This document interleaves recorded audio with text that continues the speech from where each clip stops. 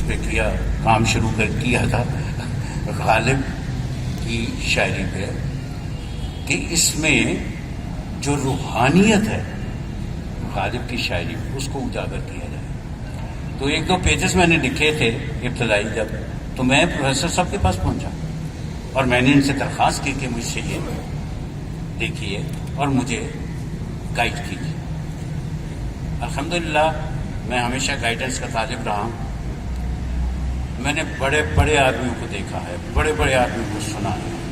آپ کو حیرت ہوگی کہ میں نے اپنے سامنے ان کے سامنے بیٹھے ہوئے استاد بڑے غلام علی خان کو سنا ہے، میں نے روشن آرا بیگم کو سنا ہے، میں نے امانت فتح، رضاکر سلامت اور پتہ نہیں کیسے کیسے لوگوں کو دیکھا اور سنا، کن کلاکاروں اور صداکاروں اور موسیقاروں کے ساتھ کام کیا ہے.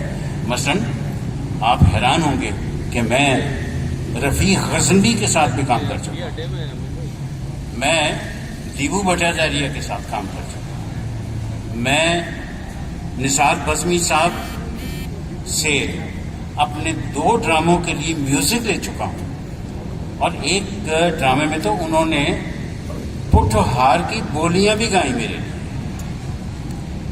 آپ یعنی اندازہ کر سکتے ہیں کہ میں کیسا رئیس آدمی ہوں، میں کیسا خوش قسمت ہوں. یہ مجھے خود حیرت ہوتی ہے. اور یقین کیجئے اس کے